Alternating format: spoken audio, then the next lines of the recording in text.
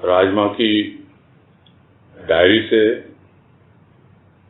उनके भावोद्गार वाणी के रूप में कहें या जिस रूप में भी उसको नाम दे चल रहे हैं। अब चूंकि क्रम संख्या दी हुई है इसीलिए लगता है ये कोई वाणी का ही रूप है। तो कल जो अंत में हुई थी वाणी क्रम संख्या 66 उसको पढ़ के आगे बढ़ते हैं। इसमें कहा राजमा ने कि अवगाहन किया तेरी वाणी की गंगा में,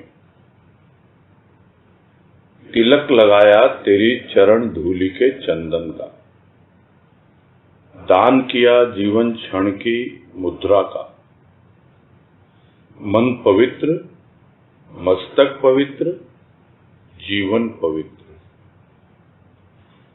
और यही संक्षेप में भाव लिया गया था कि यह एक गंगा स्नान का रूप है। और यहाँ गंगा कौन सी है? भाव की गंगा जो उसकी वाणी के माध्यम से बह रही है। और जिस तरह गंगा स्नान के बाद में पवित्रता ही पवित्रता का अनुभव होता है और गंगा घाट पे जब जाते हैं तो वहां पर तिलक लगाते हैं, तो तिलक किससे लगाया? चरण धूलि के चंदन से। और वहां कुछ दान दक्षिणा दी जाती है, तो जीवन के जो भी क्षण हैं उनको दान दिया गया मुद्रा के रूप में यानी सिक्कों के रूप में। अब क्या जीवन है? मन पवित्र है, मस्तक पवित्र है, जीवन पवित्र है, सब कुछ पवित्र ही पवित्र। और रोज रोज वाणी की भाव गंगा में स्नान करता रहता है भक्त। आज है क्रम संख्या 67 और इसमें कह रहे हैं मेरे हृदय की कलिका को पुष्पित कर ऐसा भर अपनी सुगंध से कि जिस मार्ग से निकलूं सुगंध फैलाती निकलूं। और भक्त की यही चाह है जो इस वाणी में व्यक्त किया गया है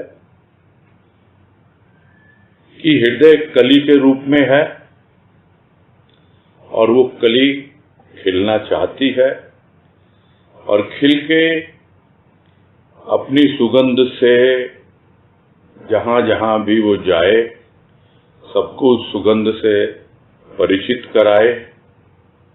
अपने आप ही जैसे फूल सुगंध फैलाता है वैसे ही भक्त का खिला हुआ हृदय वो पुष्पित हो गया, खिल गया और अपनी सुगंध फैला रहा है। अब उस हृदय में सब कुछ तो प्रभु का ही दिया हुआ है, उसी का प्रेम, उसकी कोमलता है, उसी का भाव, उसी की सौरभ है, सुगंध है। जो कुछ भी है वो अपने प्रभु का ही है उसके हृदय में, अभी कली के रूप में है। और भक्त यही चाहता है कि जहां से भी मैं गुजरूं, जो भी मेरे संपर्क में आए, तुम्हारी सुगंध से सब परिचित हों, जाने तुमको, तुम्हारे भाव को, तुम्हारे प्रेम को। कुछ इस प्रकार से मेरे हृदय को खिला दे। कुछ कुछ पुष्प ऐसे होते हैं कि काफी दूर से ही उनकी सुगंध हमें आने लगती है और कुछ पुष्प ऐसे होते हैं जो एकदम नजदीक जाने पर भी सुगंध नहीं आती है। और बहुत से तो कलियां ही रह जाती हैं, खिल ही नहीं पाती और वो अपने सौंदर्य को, अपनी सौरभ को प्रकट ही नहीं कर पाती। क्योंकि कली जब पुष्प बनता है तो कम से कम दो चीजें तो स्पष्ट रूप से सामने आती हैं और एक है उसका सौंदर्य और एक है उसकी सौरभ, यानी सुंदर लगती है वो कली। जब वो पुष्प का रूप लेती है, खिली हुई रहती है। कोमलता थोड़ी बहुत पहले थी और वो कोमलता ही उसे खिलने के लिए प्रेरित करती है। तो हृदय की कली में सबसे पहले कोमलता आती है और फिर उसका सिंचन होता है हृदय का, तब धीरे धीरे वो पुष्प का रूप धारण करती है और अपनी सुगंध फैलाती है। तो भावों के अनेकों अनेक रूप होते हैं और जैसा जिसका भाव होता है उसकी वैसी ही सुगंध फैलती है। और यहाँ यही भक्त की चाह है कि जहां से भी मैं निकलूं, नहीं तो क्या होता है, कली खिली हुई है किसी बगीचे में, कोई वहां जाएगा तब उसको सुगंध मालूम पड़ेगी। किंतु भक्त तो ऐसे चलते फिरते उपवन होते हैं जिनका हृदय हमेशा खिला रहता है। जहां से भी गुजरते हैं वो अपने प्रभु की भाव स्वरूप फैलाते निकलते हैं। तो यही चाह है भक्त की कि कुछ इस प्रकार से तुम विकसित कर दो मेरे हृदय को, पुष्पित पल्लवित कर दो, ताकि जहां कहीं से भी हो बस तुम्हारी ही सुगंध। आगे है क्रमांक 68 और उसमें कह रहे हैं, कांटा बनकर दीर्घायु नहीं, पुष्प बनकर महकना चाहती हूं अल्प आयु में भी।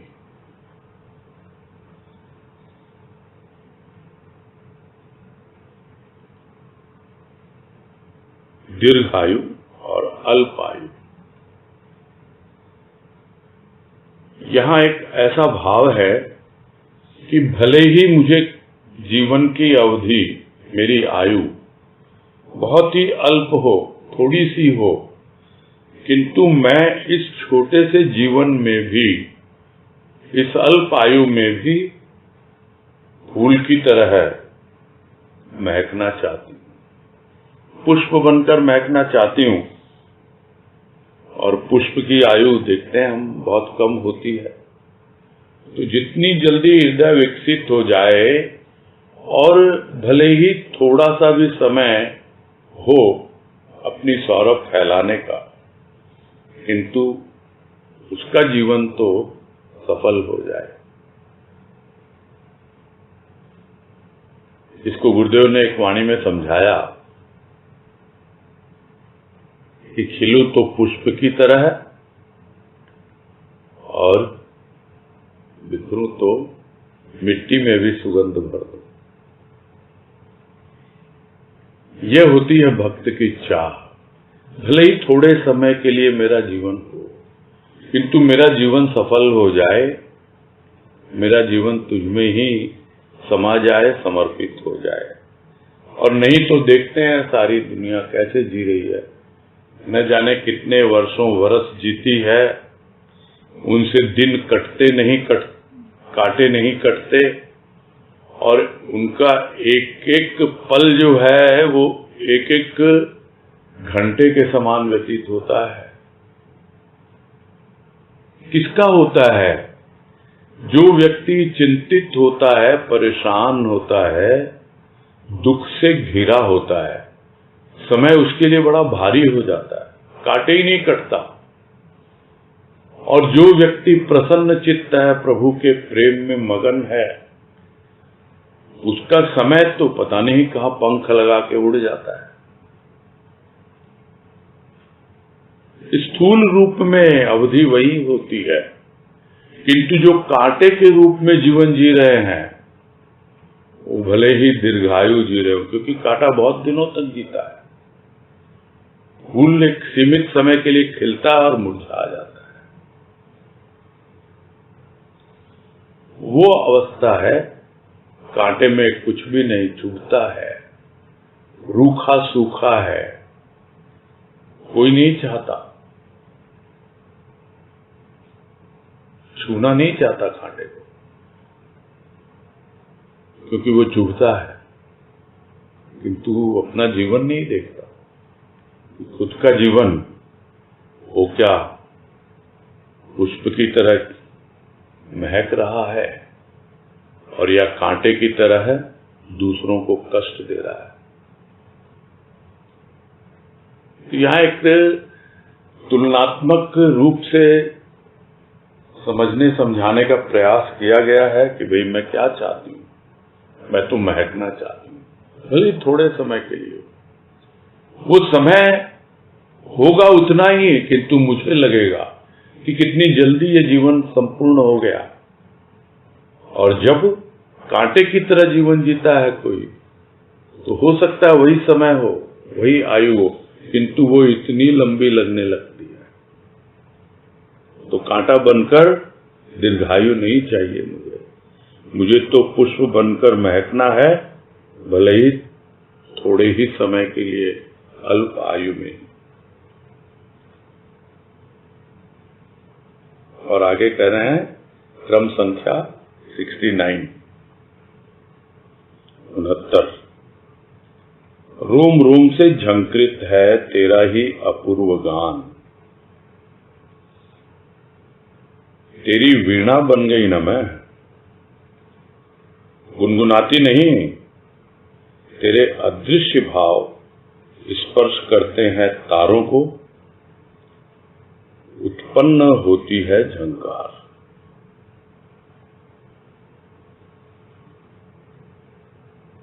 रोम रोम झंकृत है तेरा ही अपूर्व गान, तेरी वीणा बन गई ना मैं, गुनगुनाती नहीं, तेरे अदृश्य भाव स्पर्श करते हैं तारों को, उत्पन्न होती है झंकार।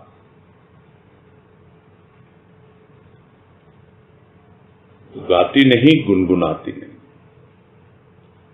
अब तो शांत होकर बैठी है। अब जो हृदय की वीणा है वो सौंप दी है किसके हाथों? उस संगीतज्ञ के हाथों जो वीणा बजाने में माहिर है। और वो कुछ इस प्रकार से वीणा बजा रहा है, हृदय की तंत्री को कुछ इस प्रकार से छेड़ता है कि रोम रोम जो है झंकृत हो उठता है। अब गुनगुनाना नहीं है, अब तो अपने आप ही रोम रोम गा रहा है, रोम रोम झंकृत हो रहा है, अपूर्व गान है ये। और इसमें कोई शब्द नहीं है, इसमें सिर्फ ध्वनि है, एक धुन है। और वो ध्वनि जो निकल रही है रोम रोम से झंकार के रूप में निकल रही है, झंकृत है रोम रोम। तो भक्त के हृदय की ऐसी कुछ अवस्था बन गई कि वो उसके अदृश्य हाथ जो है दिखाई देते नहीं, किंतु पता है वही बजा रहा है इस हृदय तंत्री को, इस हृदय की वीणा को। और इस तंत्री के तारों से कुछ ऐसी झंकार निकलती है कि रोम रोम झंकृत हो उठता है। किसकी झंकार है ये? है भावों की झंकार। सबसे पहले झंकार कहाँ पैदा होती है? उस यंत्र में होती है। और वो यंत्र किस प्रकार उस झंकार को आगे पहुंचाता है? वीणा का उदाहरण है यह। भीतर से बिल्कुल खाली होती है वो वीणा, भीतर से बिल्कुल खाली होती है। यदि भीतर से खाली न हो तो बजाने वाला तारों को बजाए भी तो भी झंकार पैदा नहीं होगी। हो सकता है आवाज निकले और कुछ ऐसी आवाज निकले जो भीतर अनुभव में आती हो किंतु रोम तक नहीं पहुंचती, रोम रोम झंकृत नहीं होता। वो तो तभी होता है जब बिल्कुल खाली स्थान मिले। तो हमें पता है जहां थोड़ा सा खाली स्थान होता है आवाज गूंजने लगती है। ये शब्द नहीं है, एक तंत्री से एक ऐसी ध्वनि आ रही है, वो ध्वनि गूंज बन जाती है और वो गूंज बार बार आगे बढ़ती चली जाती है और वही झंकार में परिवर्तित हो जाती है, जिसको अंग्रेजी में हम कहेंगे कि पहले क्या था, साउंड, ध्वनि, फिर क्या हुआ, गूंज यानी इको, फिर क्या हुआ, झंकार यानी वाइब्रेशन। वो होता है वाइब्रेशन। लोग कहते हैं यहां का वाइब्रेशन ऐसा है, कहां से है? बोले यहां तो एक अजीब सी सुगंध आती है, कहां से है वो? तो पहले सुगंध का रूप बताया कि वो हृदय ऐसा पुष्प बन गया कि सुगंध फैला रहा है। अब झंकार का रूप बता रहे हैं कि वो हृदय एक ऐसी वीणा बन गई और उसके अदृश्य हाथों का स्पर्श पाकर कुछ ऐसी उसमें से झंकार पैदा हो रही है और रोम रोम से वो प्रकट हो रही है। और यह जो भाव की अनुभूति है, यह एक ऐसा अपूर्व गान है, मुंह से नहीं गाया जाता, रोम रोम गाता है। और कहां जाता है? क्योंकि खाली स्थान से निकला हुआ तो खाली स्थान तक ही पहुंचेगा। और खाली स्थान कौन सा है?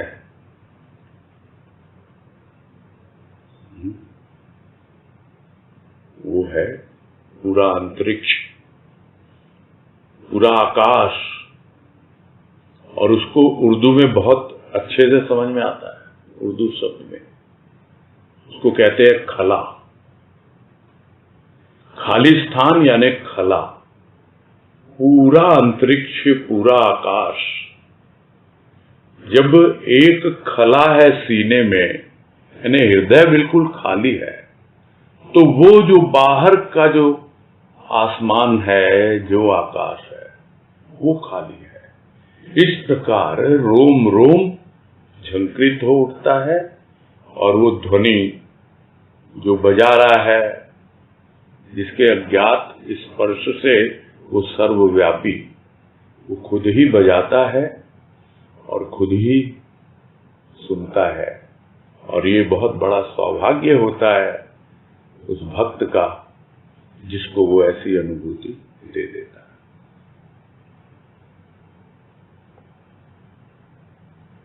आगे कह रहे हैं क्रम संख्या 70।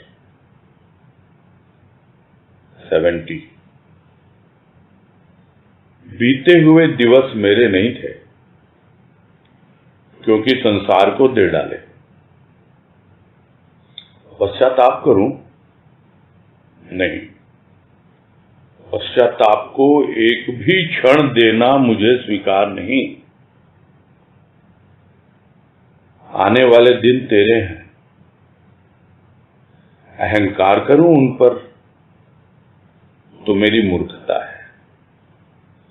जीवन मेरा कहां, अब तो तेरा ही है।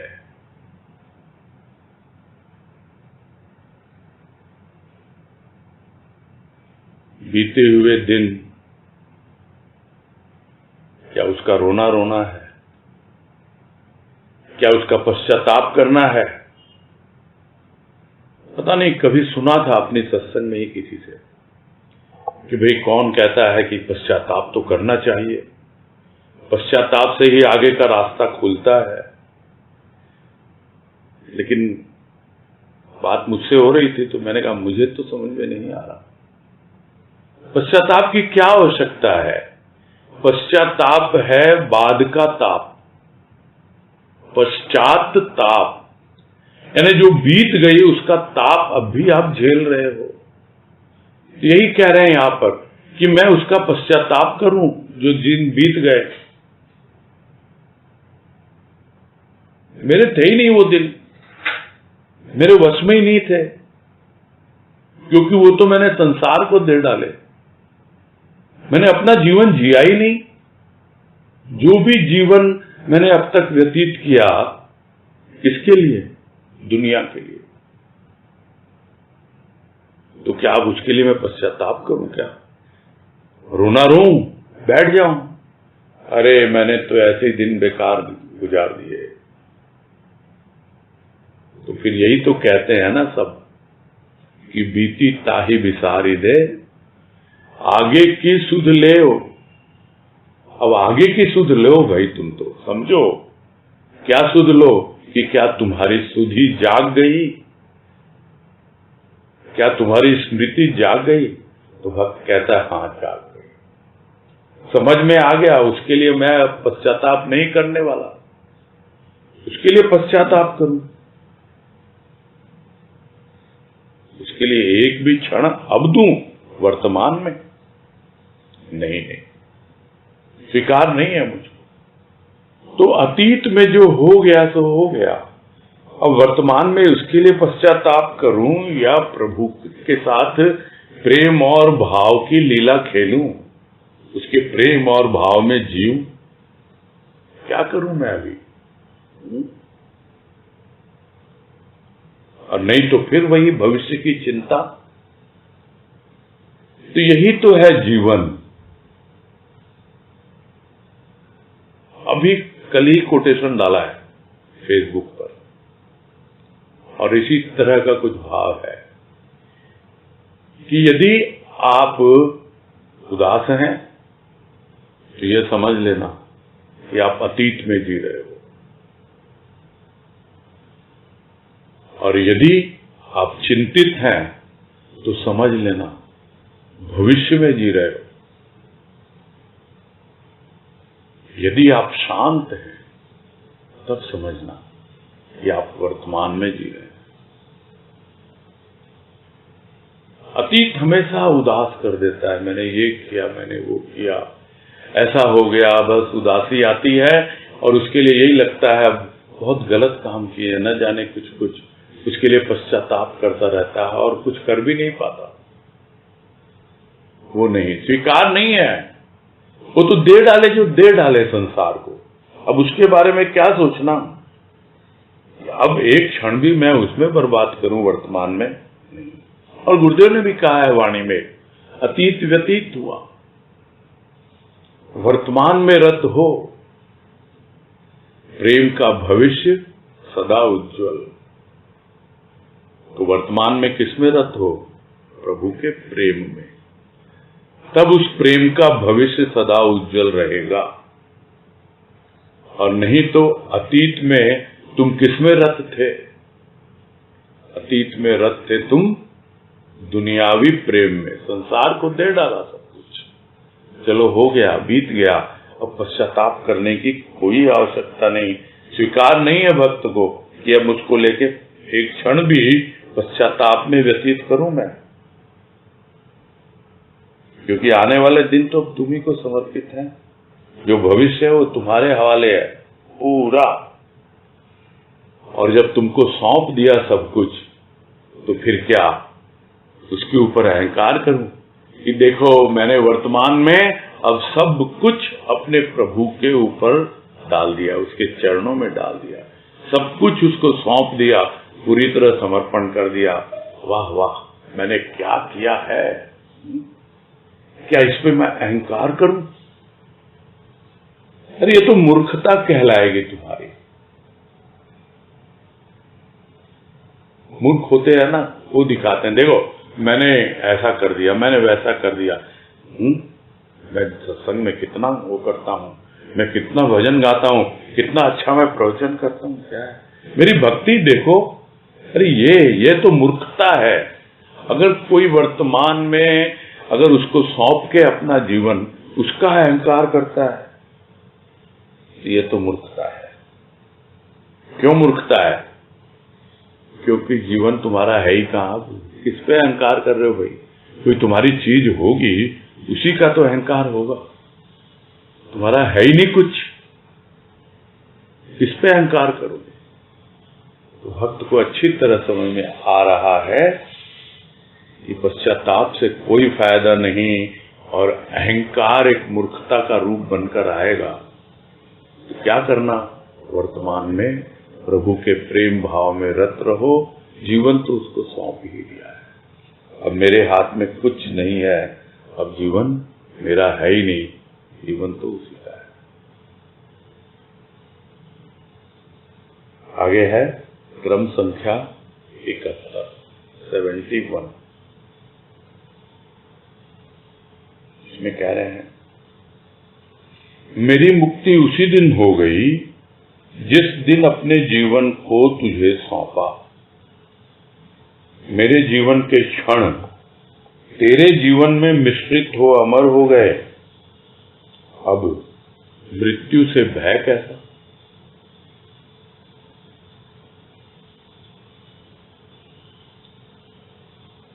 मुक्ति के बारे में सोचता नहीं है वो।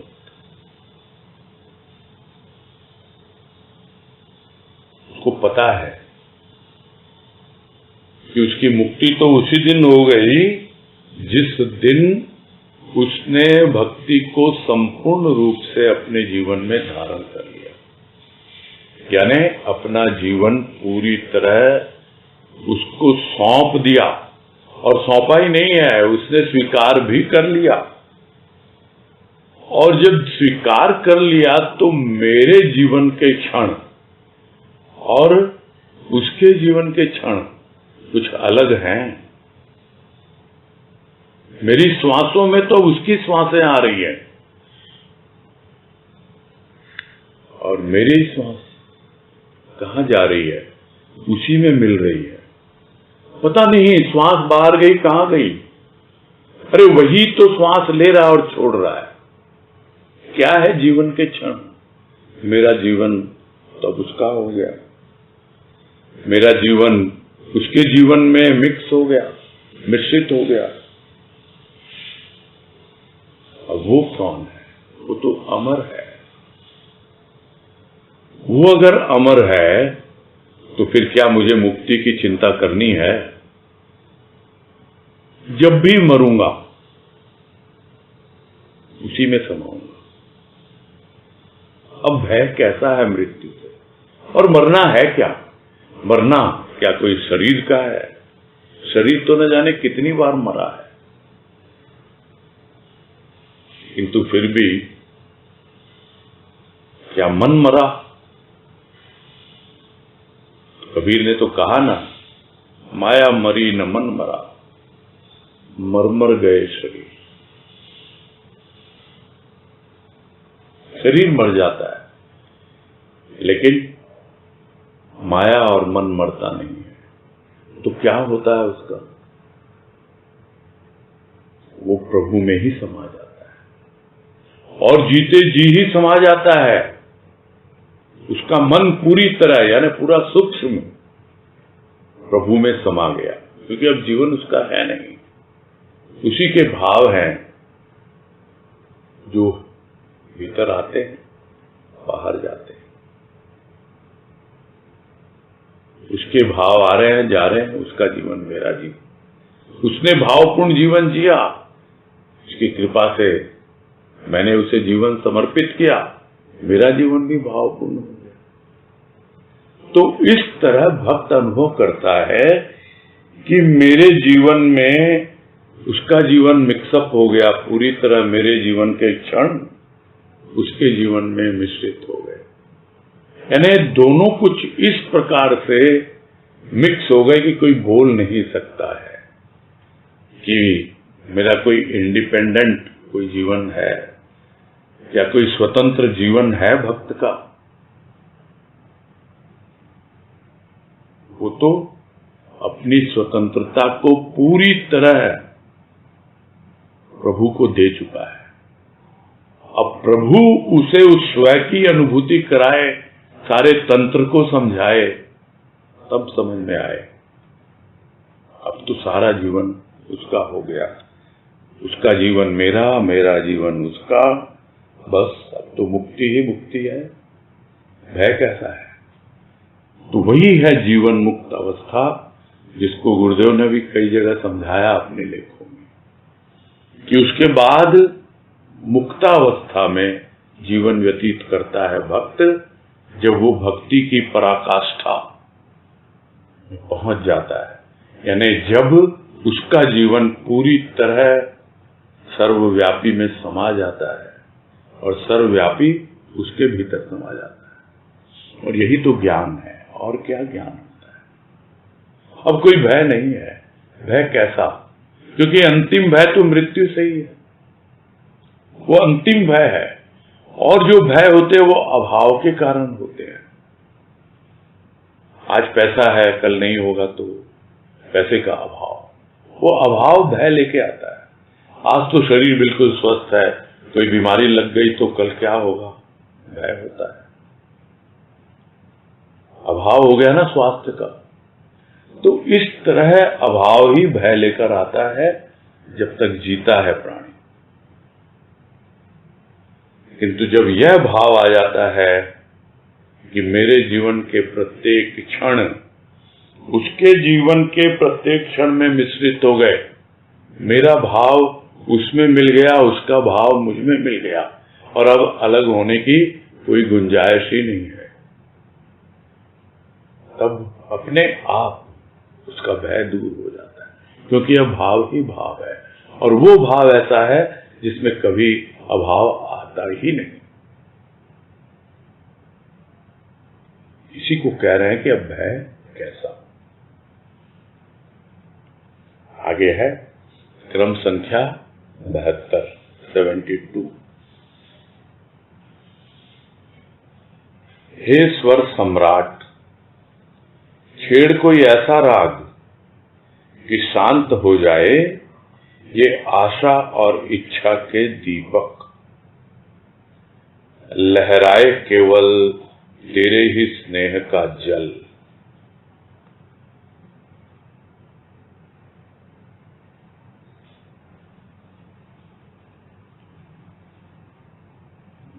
स्वर सम्राट, कोई ऐसी राग छेड़, तरह तरह की राग होती है।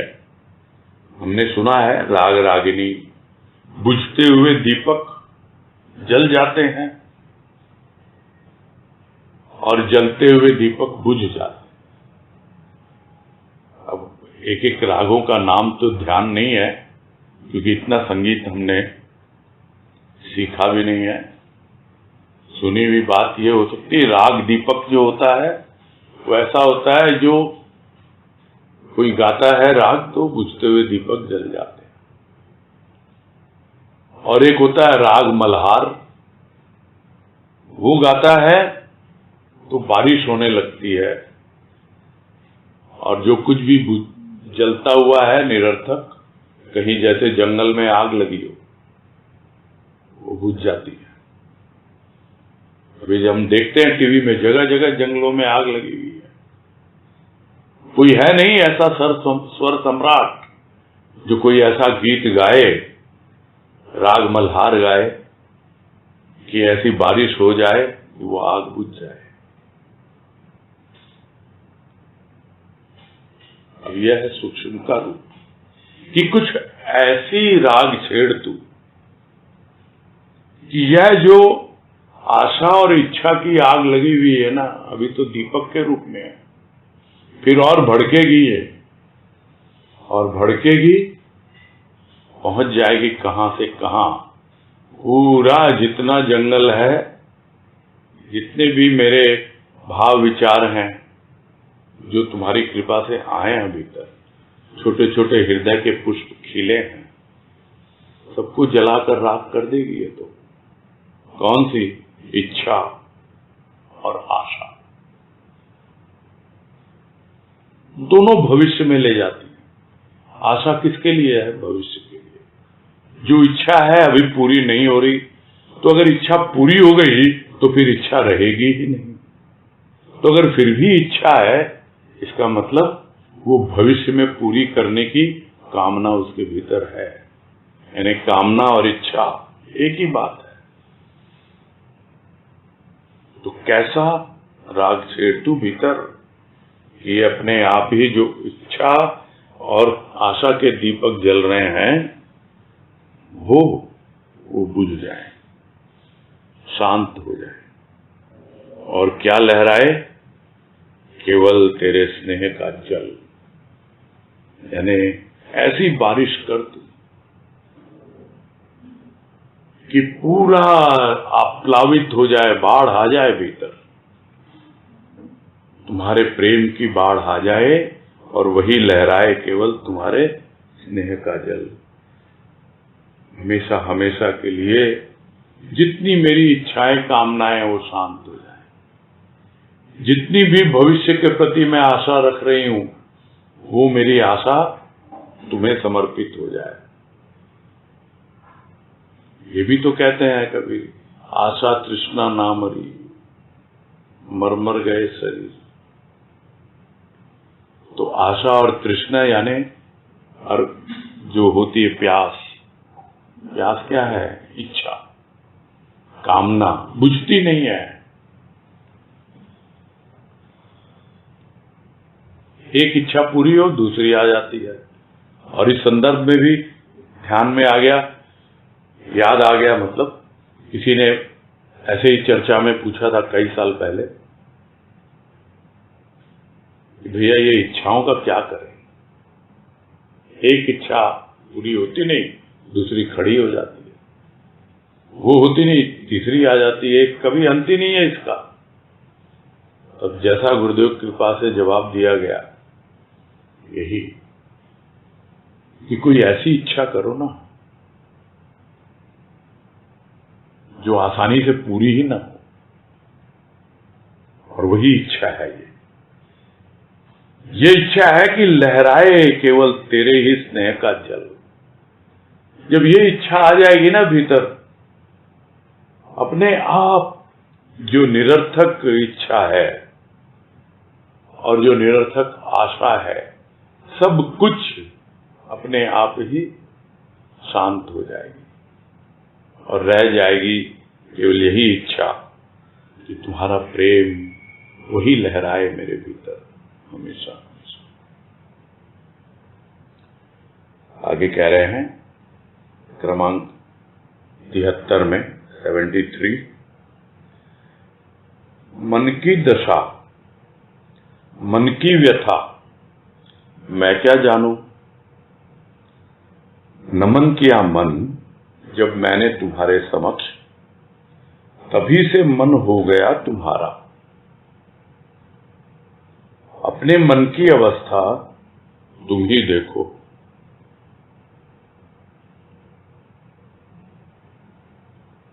मन की दशा, मन की व्यथा मैं क्या जानूं। अब मुझे मन से क्या लेना देना, क्योंकि अब मेरा मन तो है ही नहीं। जिस दिन नमन किया तो वो न मन हो गया, मन नहीं है तो कहां गया वो मन? वो मन तो अर्पित कर दिया तुम्हारे सामने, तुम्हारे चरणों में अर्पित कर दिया उसको, और मन तुम्हारा ही हो गया। और तुम मुझे पूछ रहे हो भाई तुम्हारे मन की हालत क्या है? अरे मुझे क्या मालूम मेरे मन की क्या हालत है? तुम पूछते हो तुम्हारे मन में कोई कष्ट है क्या, कोई व्यथा है क्या? पूछता है भगवान भक्त से, तो बोला मुझे क्या पूछ रहे हो? मैंने तो तुमको दे दिया मन, तुम जानो। मैंने तो जब से नमन किया तुम्हारे चरणों में, मेरा मन मेरा रहा ही नहीं, तुम्हारा हो गया। अब मन की अवस्था कौन? मुझसे क्यों पूछ रहे? तुम ही देखो, मेरे मन की अवस्था देखो और अपने मन की अवस्था भी देखो कि क्या तुमको दिखलाई नहीं दे रही है? बिल्कुल दिख रही है।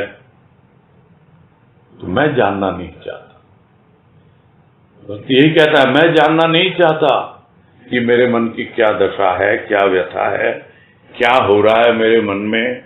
मुझे इससे कोई लेना देना नहीं है।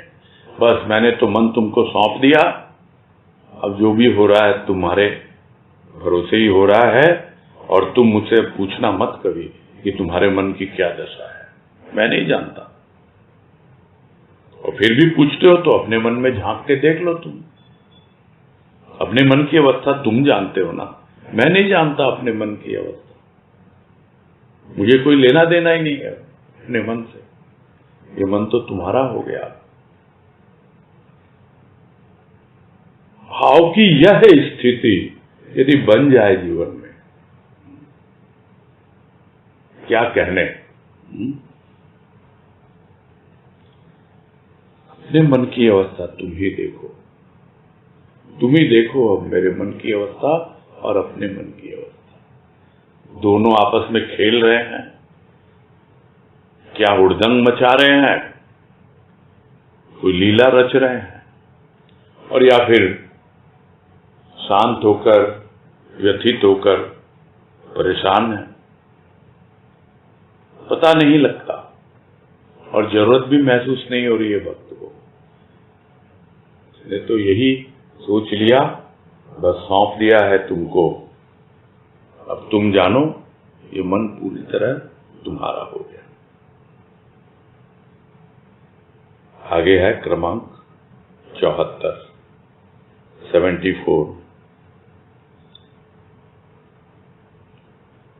कल पिया आज फिर प्यास, आज पिया कल फिर प्यास। यह पिया अर्थात प्रभु की प्यास है, जो पिया पिया की टेर लगा रही है।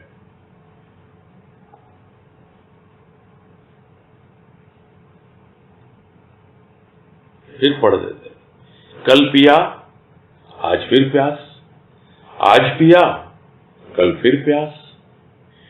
यह पिया अर्थात प्रभु की प्यास है, जो पिया पिया की टेर लगा रही है। तो एक पिया तो है ही प्रभु, और वो प्रभु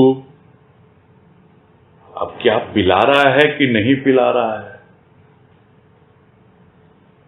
फिर भी प्यास तो बुझ नहीं रही है। जब आज को देखता है कि कल मेरा कैसा बीता, नहीं कल तो पिया था, किसने पिलाया था,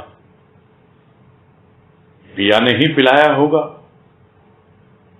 तो फिर प्यास बुझी नहीं, दिखता नहीं, आज भी प्यास बनी हुई है। तो कल पिया आज फिर प्यास है, तो चल भाई आज फिर पिला देते हैं तुमको वो प्रेम और भाव की मदिरा, अब तो प्यास बुझ जाएगी।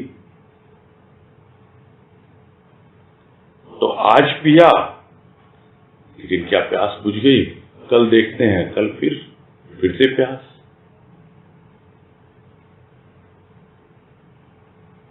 ये कैसे प्यास बुझे समझ नहीं पाता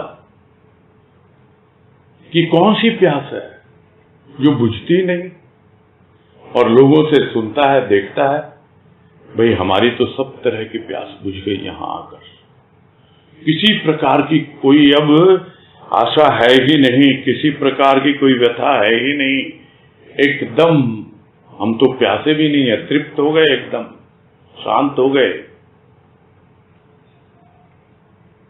फिर क्या बोले वो, कल पिया फिर प्यास, आज पिया कल फिर प्यास लगी हुई है। यानी अतीत को भी देखता है, वर्तमान को भी देखता है और भविष्य में भी देखता है, जो देखता आ रहा है। ये क्या तुम्हारा गोरख धंधा है। और ये बोलते बोलते वो गाना याद आ गया, लोग पीते हैं लड़खड़ाते हैं, दिल से दुनिया का गम मिटाते हैं, एक हम हैं कि तेरी महफिल में प्यासे आते हैं प्यासे जाते हैं। कब बुझेगी ये प्यास। सुना है लोग पीते हैं लड़खड़ाते हैं, दिल से दुनिया का गम मिटा देते हैं, और हम हैं कि ये प्यास बुझती नहीं, प्यासे आते हैं प्यासे जाते हैं। किसकी प्यास है ये बताए कोई, प्यास लगी है। तब वो कहता है क्या, ये पिया अर्थात प्रभु की प्यास है, वो प्रभु की प्यास है, और वो पिया पिया पिया पिया लगा रही है।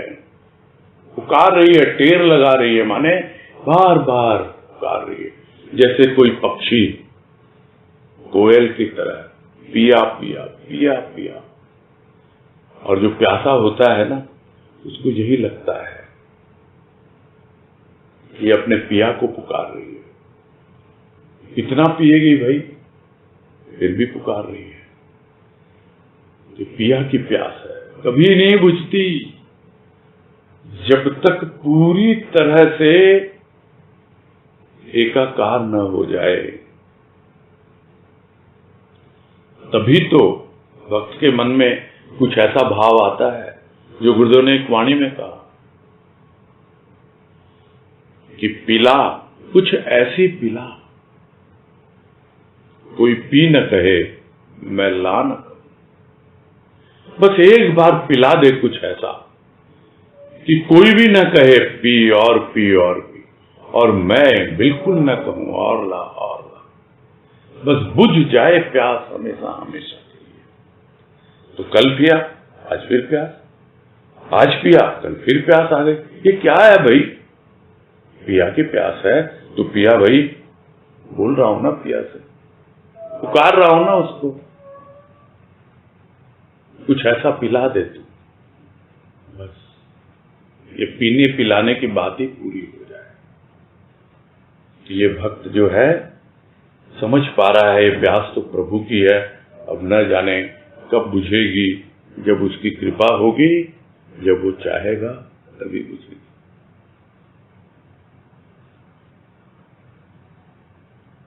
आगे है क्रमांक 75 75, और इसमें कह रहे हैं, पातकी नहीं चातक हूं तेरे दर का। तेरे प्यार की एक बूंद के समक्ष उपेक्षित है सांसारिक प्यार और वैभव।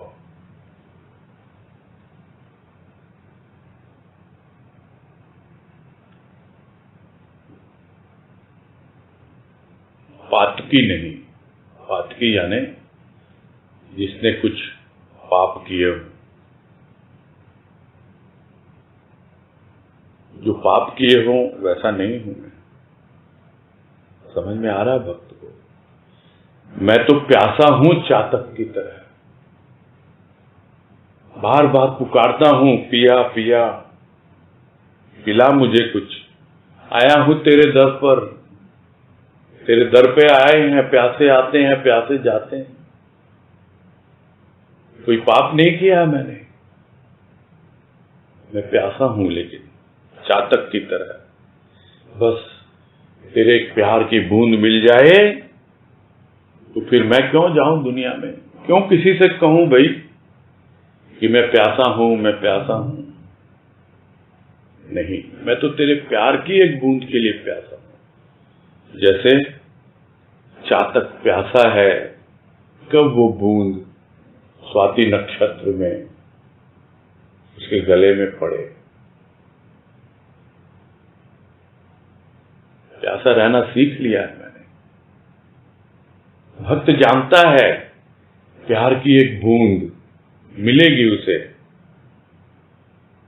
और जब वो मिलती है तब पता लगता है कि ये संसार का प्यार, ये धन दौलत, ये जितना वैभव है, ठाट बाट है दुनियादारी का, ये सब इसके सामने तुच्छ है।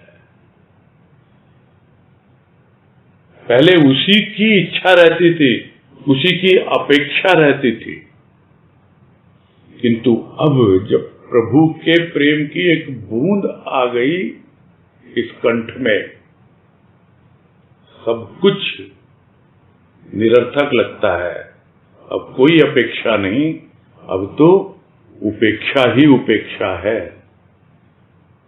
उपेक्षित है, neglected, not required at all.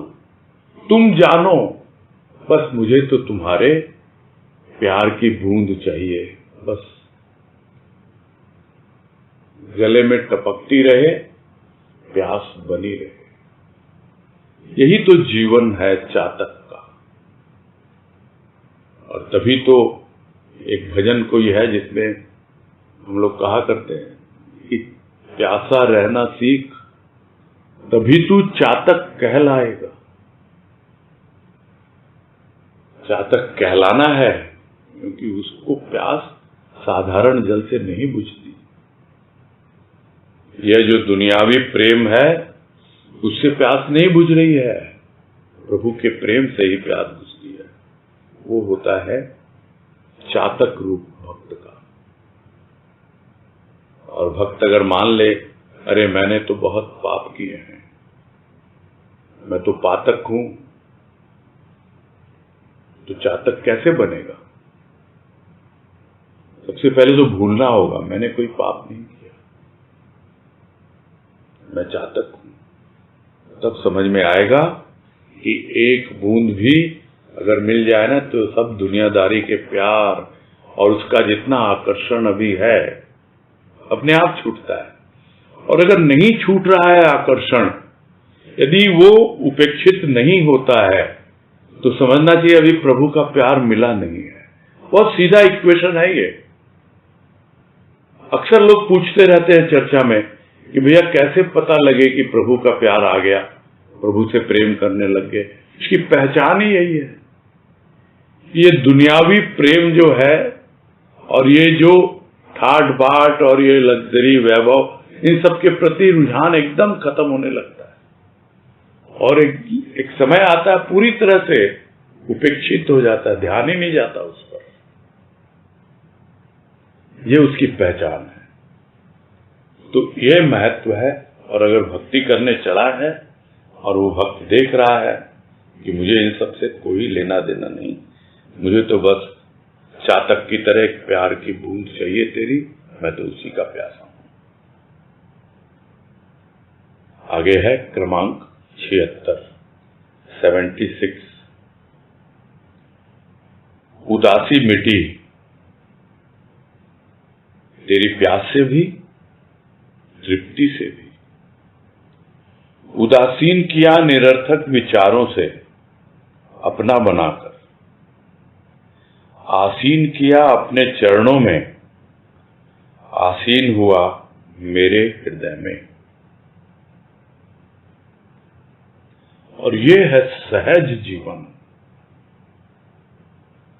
और ये इस वाणी में जो भाव मां ने व्यक्त किया है, अगर यह जीवन बन जाए बहुत बड़ी कृपा है। उदासी मिट जाती है। कब? सर्वप्रथम तो जब दासी बन जाती है। इसको गुरुदेव कहते हैं एक स्थान पर, दास क्यों उदास। अरे यदि तू दास है तो फिर उदास क्यों है? क्यों उदासी है? नहीं है उदासी, मिट गई, लेकिन प्यास तो अभी बनी हुई है। तो क्या सिर्फ प्यासा ही रखता है वो? नहीं, प्यास बुझाता भी है, देखता है इसको प्यार की प्यास है। चातक बन के मुंह खोल के बैठा है, ये तो अपने अंतर के द्वार खोल के बैठा है। टपकेगी वो प्यार की बूंद, इसी से तृप्त होना सीख जाएगा। यही तो पहचान है भक्त की। प्यास है तो सागर की, किंतु तृप्ति एक बूंद से भी मिल जाती है, मिट जाती है उदासी। चाहे प्यासा है तो प्रतीक्षा करता है, और एक बूंद मिल जाती है उसी में तृप्त हो जाता है, दोनों में ही। और इससे क्या हुआ? अपने आप जो निरर्थक विचार हैं उनसे उदासीनता आ जाती है, यानी अब उस पर ध्यान नहीं जाता है। हाँ है, ठीक है, ये निरर्थक है, हमको इनसे क्या लेना देना है? हमको तो प्रभु के प्रेम और भाव से लेना देना है, उसी के बारे में हमें तो चिंतन करना है। तो वो उदासीन किया निरर्थक विचारों से, किसने? तेरी प्यास, तेरी तृप्ति, यही जीवन। प्यासे रहो तृप्त हो जाओ, फिर प्यासे रहो तृप्त हो जाओ, तृप्ति, प्यास, प्यास, तृप्ति, ये चलता रहता है जीवन। और धीरे धीरे इतनी उदासीनता आ जाती है निरर्थक विचारों के प्रति, उस पर ध्यान ही नहीं जाता है। अपना बना लिया ना तुमने, बस अब क्या है, निरर्थक विचारों से लेना देना नहीं। अब तो सारा का सारा ध्यान तुम्हारे ऊपर। क्यों? क्योंकि मैंने अपने आप को तुम्हारे चरणों में आसीन किया है, तुम्हारे चरणों में अपने आप को समर्पित किया है। जब तक निरर्थक विचारों के प्रति उदासीन नहीं होते तो हमें समझ में नहीं आएगा कि हमने अपने आप को उसके चरणों में आसीन किया है। जो पहले बात आ रही, क्या उससे पहचान है, क्या लक्षण है कि उपेक्षा अपने आप हो जाती है संसारिक प्यार और वैभव की, जब प्रभु का प्यार आता है। ये पहचान है। उसी तरह पहचान है कि हमने अपने आप को उसके चरणों में आसीन कर दिया तो क्या होगा, निरर्थक विचार अपने आप ही आने बंद हो जाते हैं। तब समझना चाहिए कि हाँ भाई, हम उसके चरणों से लगे हुए हैं, वहां पर आसीन है। और फिर धीरे धीरे तुम आसीन हो गए मेरे हृदय में, वो चरण मेरे हृदय में आसीन हो गए। मैं आसीन हुआ उन चरणों में और वो चरण आसीन हो गए इस हृदय में अंकित हो गए। यह है जीवन, जो इस वाणी के प्रारंभ में ही कहा गया कि अगर यह जीवन चलता रहे भक्त का तो किसी प्रकार की कोई उदासी आएगी नहीं कभी जीवन में, क्योंकि उदासी अतीत की वजह से आती है, पश्चाताप अतीत की वजह से आता है। हम वर्तमान में जी रहे हैं, प्यास बुझ रही है, तृप्ति हो रही है, कहाँ है उदासी? अब तो निरर्थक विचारों से दूर हो गए, कुछ सोचना नहीं, कुछ विचार नहीं करना, बस यही पूरा करते हैं।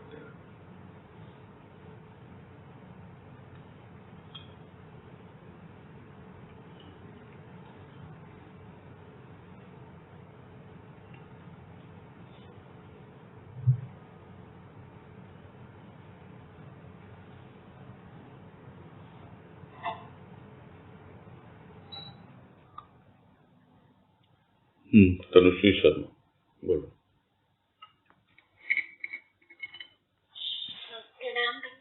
हाँ नमस्कार, बोलो।